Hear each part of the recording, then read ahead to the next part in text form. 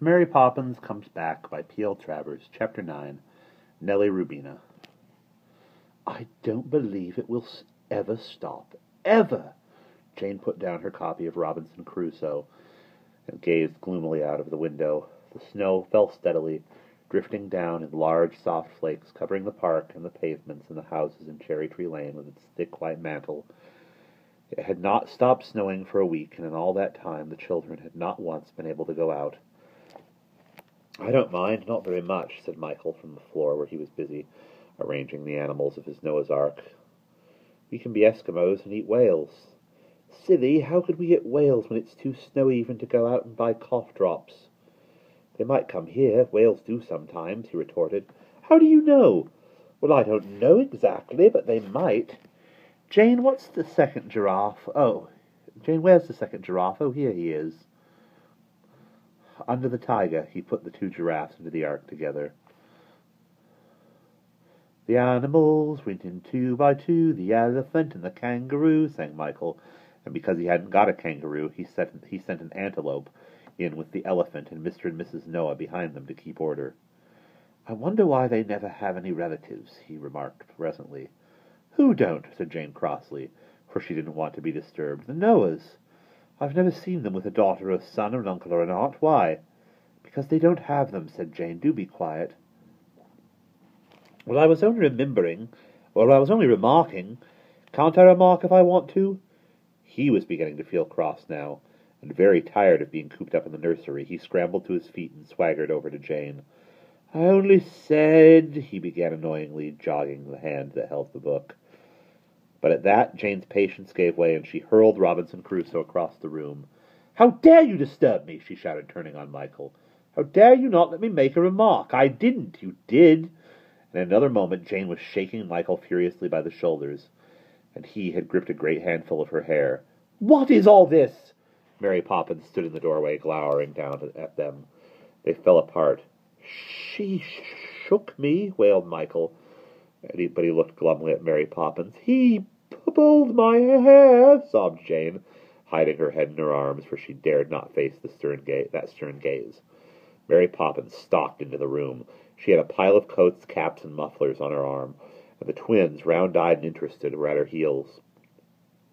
"I would rather," she remarked with a sniff, "have a family of cannibals to look after.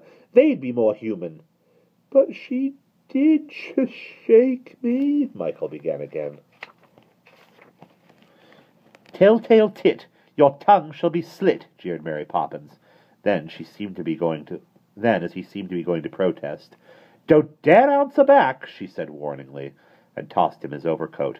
"Get your things on, please. We're going out." "Out?" They could hardly believe their ears, but at the sound of that word, all their crossness melted away. Michael, buttoning up his leggings, felt sorry he had annoyed Jane, and looked across to find her putting on her woolen cap and smiling at him. "Hooray, hooray, hooray!" they shouted, stamping and clapping their woolen-gloved hands. "Cannibals!" she said fiercely as they pushed them in front of her down the stairs. The snow was no longer falling, but was piled in heavy drifts all over the garden and beyond in the park. It lay over everything like a thick white quilt. The naked branches of the cherry trees were covered with a glistening rind of snow, and the park railings, that had once been green and slender, were now white and rather woolly. Down the garden path, Robertson A. was languidly trailing his shovel, pausing every few inches to take a long rest. He was wearing an old overcoat of Mr. Banks that was much too big for him. As soon as he had shoveled the snow from one piece of path, the coat, drifting behind him, swept a new drift of snow over the cleared path. But the children raced past him and down to the gate, crying and shouting and waving their arms. Outside in the lane, everybody who lived in it seemed to be taking the air.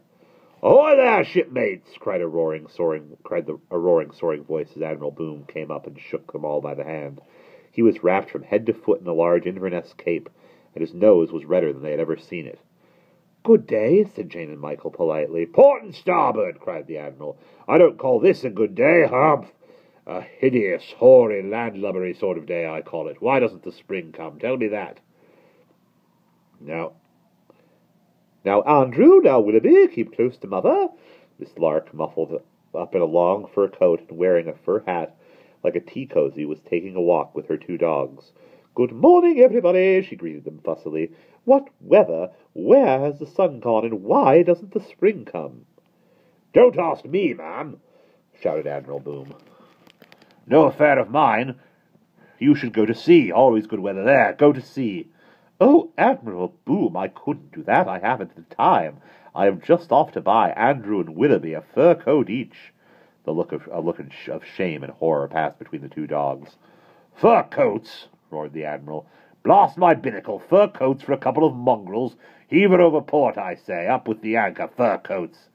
"Admiral! Admiral!" cried Miss Lark, stopping her ears with her hands. "Such language! Please, please remember I am not used to it, and my dogs are not mongrels, not at all. One has a long pedigree, and the other has at least a kind heart. Mongrels, indeed." And she hurried away, talking to herself in a high, angry voice, with Andrew and Willoughby sidling behind her, swinging their tails and looking very uncomfortable and ashamed. The ice cream man trundled past on his cycle, going at a terrific rate and ringing his bell madly. "Don't stop me, or I shall catch cold," said the notice in front of his cart.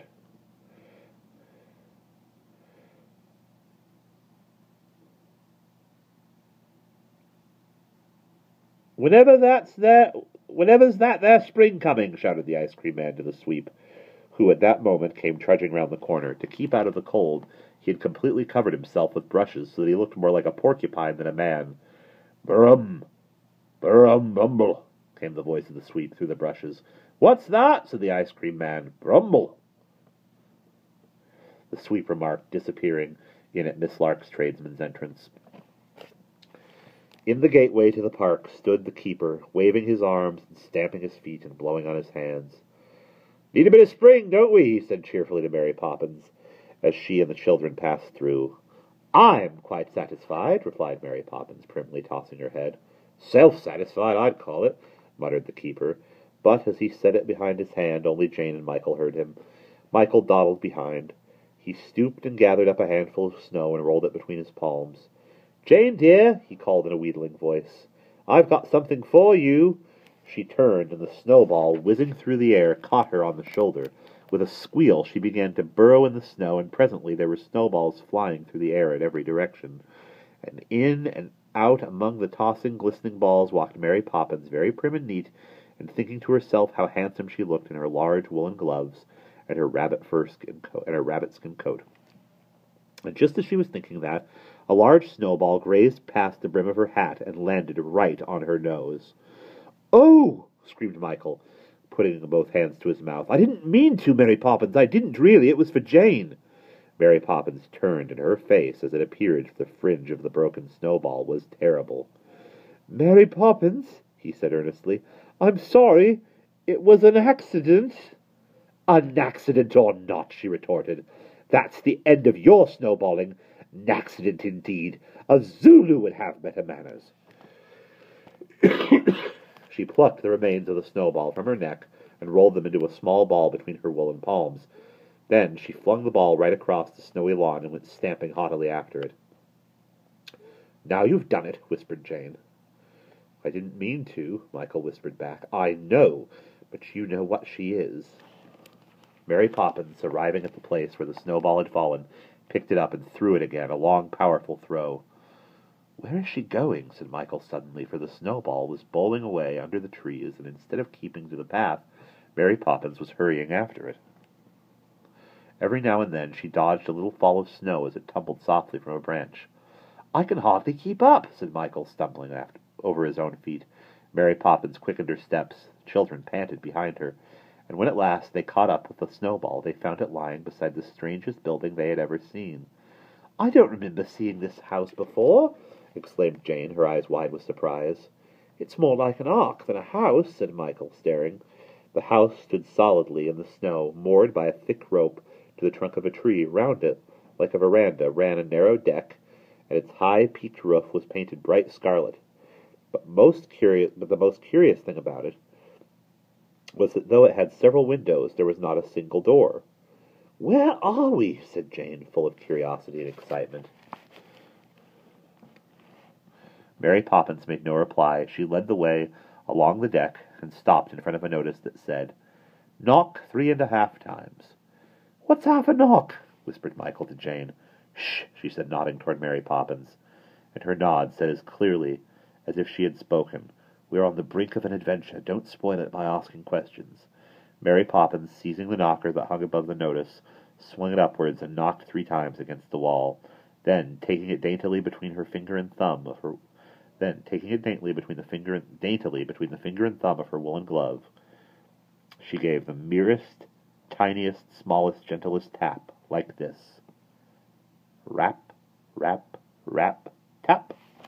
Immediately, as though it had been listening and waiting for that signal, the roof of the building flew back on its hinges. "Goodness graciousness!"